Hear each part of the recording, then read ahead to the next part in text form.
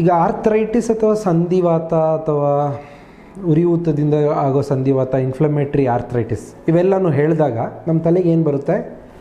ಮಂಡಿಗಳು ಊತ, ಬೆರಳುಗಳು ಊತ, ಈ ಗಂಟುಗಳಲ್ಲಿ ಊತ, ನೋವು, ಇಂಥವು ನಮ್ಮ ತಲೆಗೆ ಬರುತ್ತೆ. ಆದರೆ ಈ ಆರ್ಥರೈಟಿಸ್ದು ಕೆಲವೊಂದು ಆರ್ಥರೈಟಿಸ್ದು ಶುರುವಾಗುವಾಗ ಒಂದು ವಿಚಿತ್ರವಾದ ಒಂದು ಲಕ್ಷಣ ಇದೆ.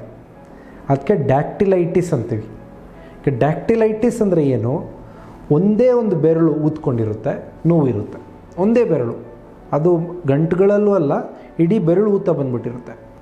ಕೆಲವ್ರಿಗೆ ಗೊತ್ತಿರ್ಬೋದು, ಕೆಲವರು ಅನುಭವಿಸಿ ಇರ್ಬೋದು. ಇದು ತುಂಬ ನೋವಿರುತ್ತೆ, ಮಡ್ಚೋಕ್ಕಾಗಲ್ಲ. ಇದಕ್ಕೆ ಡ್ಯಾಕ್ಟಿಲೈಟಿಸ್ ಅಂತೀವಿ. ಸೊ ಎಲ್ಲ ಆರ್ಥರೈಟಿಸಲ್ಲೂ ಪ್ರತಿ ಮಂಡಿ ಅಥವಾ ಪ್ರತಿ ಗಂಟುಗಳಲ್ಲಿ ಊತ ನೋವು ಇರಬೇಕು ಅಂತಿಲ್ಲ. ಈ ಥರ ಒಂದೇ ಒಂದು ಬೆರಳಲ್ಲೂ ಇರ್ಬೋದು, ಕಾಲಿನ ಬೆರಳಲ್ಲೂ ಇರ್ಬೋದು, ಕೈ ಬೆರಳಲ್ಲೂ ಇರ್ಬೋದು. ಈ ಥರದ ಡ್ಯಾಕ್ಟಿಲೈಟಿಸ್ ಆಗೋದು 2ರಿಂದ 3 ಕಾರಣಗಳಲ್ಲಷ್ಟೇ. ಒಂದು, ಸೋರಿಯಾಸಿಸ್ ಇದ್ದವ್ರಿಗೆ, ಚರ್ಮದಲ್ಲಿ ಸೋರಿಯಾಸಿಸ್ ಇರುತ್ತೆ, ಅವ್ರಿಗೆ ಈ ಥರ ಬೆರಳು ಊದ್ಕೊಂಡ್ರೆ ಇದು ಸೋರಿಯಾಟಿಕ್ ಆರ್ಥರೈಟಿಸ್, ಸೋರಿಯಾಸಿಸ್ಸಿಂದ ಉಂಟಾಗುವಂಥ ಸಂಧಿವಾತದ್ದು ಆರಂಭ ಸ್ಟೇಜ್ ಇರಬಹುದು, ಸೋರಿಯಾಟಿಕ್ ಆರ್ಥರೈಟಿಸ್.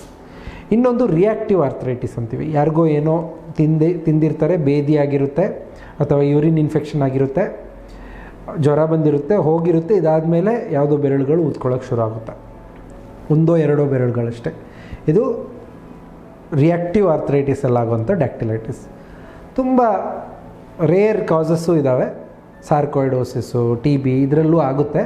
ಆದರೆ ಅದಕ್ಕಿಂತ ಮುಖ್ಯವಾಗಿ ಮೊದಲು ಹೇಳಿದಂಗೆ ಈ 2 ಕಾರಣಗಳು, ಸೋರಿಯಾಟಿಕ್ ಆರ್ಥರೈಟಿಸ್ಸು, ಸೋರಿಯಾಸಿಸ್ಸಿಂದ ಆಗೋ ಸಂಧಿವಾತ, ಆಮೇಲೆ ರಿಯಾಕ್ಟಿವ್ ಆರ್ಥರೈಟಿಸ್. ಈ ಥರ ಆದಾಗ ತುಂಬ ನೋವಂತೂ ಇರುತ್ತೆ. ನೀವು ಹೋಗಿ ರುಮಟಾಲಜಿಸ್ಟ್ನ ಭೇಟಿ ಆದಾಗ ಅವರು ಬಹುಶಃ ನಿಮಗೆ ಶುರುವಿನ ಹಂತದಲ್ಲಿ ಬರೀ ಪೇಯ್ನ್ ಕಿಲ್ಲರ್ಗಳು ಕೊಟ್ಟು ಕೆಲವು ಟೆಸ್ಟ್ ಮಾಡಿ ಆಮೇಲೆ ಟ್ರೀಟ್ಮೆಂಟ್ ಶುರು ಮಾಡಬಹುದು, ಮಾಡಲಿಕ್ಕೂ ಇಲ್ಲ. ಯಾಕಂದರೆ ಕೆಲವರಿಗೆ ಡ್ಯಾಕ್ಟಿಲೈಟಿಸ್ ಬಂದು ಹೋಗ್ಬಿಡುತ್ತೆ, ಅದಾದಮೇಲೆ ಬರಲಿಕ್ಕೆ ಇಲ್ಲ. ಕೆಲವರಿಗೆ ಡ್ಯಾಕ್ಟಿಲೈಟಿಸಿಂದ ಆರ್ಥರೈಟಿಸಿಗೆ ಮುಂದುವರಿಯುತ್ತೆ. ಇದನ್ನ ಕಂಡುಹಿಡ್ಕೊಳ್ಳೋದು ತುಂಬ ಮುಖ್ಯ. ಯಾರಿಗೆ ಮುಂದುವರಿಯುತ್ತೆ, ಆರ್ಥರೈಟಿಸ್ ಆಗಿ ಮಾರೋಗುತ್ತೆ, ಯಾರಿಗೆ ಬರೀ ಡ್ಯಾಕ್ಟಿಲೈಟಿಸ್ ಬಂದು ಹೋಗ್ಬಿಡುತ್ತೆ ಅಂತ ಕಂಡುಹಿಡ್ಕೊಳ್ಳೋದು ತುಂಬ ಮುಖ್ಯ. ಯಾಕಂದರೆ ಮುಂದಿನ ಟ್ರೀಟ್ಮೆಂಟ್ ಏನಿದೆ, ಈ ವಿಚಿತ್ರವಾದ ಒಂದು ಡ್ಯಾಕ್ಟಿಲೈಟಿಸಿಂದ ಆರ್ಥರೈಟಿಸ್ ಆಗುತ್ತಾ ಇಲ್ವಾ ಅಂತ ಹೇಳೋದ್ರ ಮೇಲೇ ಸೀಮಿತವಾಗಿರುತ್ತೆ.